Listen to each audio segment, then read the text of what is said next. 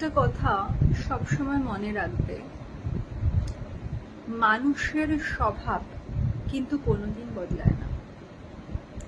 যে মানুষটা তোমাকে কোনো না কোনো দিন কোনো কারণে ঠকিয়েছে, তার সাথে পরে গিয়ে যদি আবার বন্ধুত্ব কোনোদিনও তৈরি হয়, সেই ঠকে যাওয়ার কথা কিন্তু ভুলে যাবে না।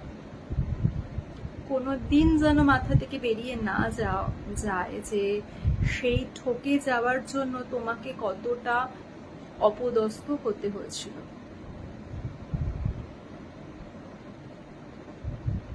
কেন ভুলে যাবে না?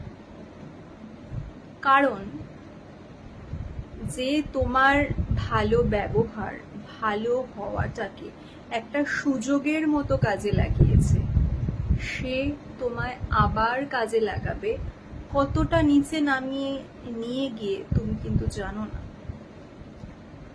সেজন্য তার সাথে আবার বন্ধুত্বের জায়গা যদি তৈরি হয়, সেক্ষেত্রে বন্ধুত্বে একটা দূরত্ব থাকবে। তার সাথে ভুল করেও নিজের কোনো গোপন কথা শেয়ার করো না, কারণ সে কিন্তু নামে বন্ধু।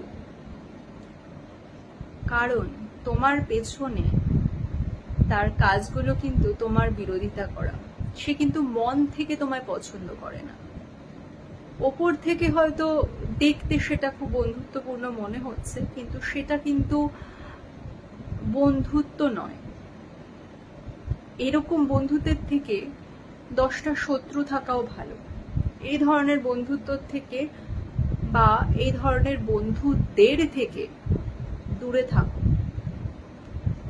এতটা দূরে সে যেন চাইলেও জানতে না পারে তোমার জীবনে কি চলছে, তুমি কি পেয়েছো কি হারিয়েছো, সবটাই।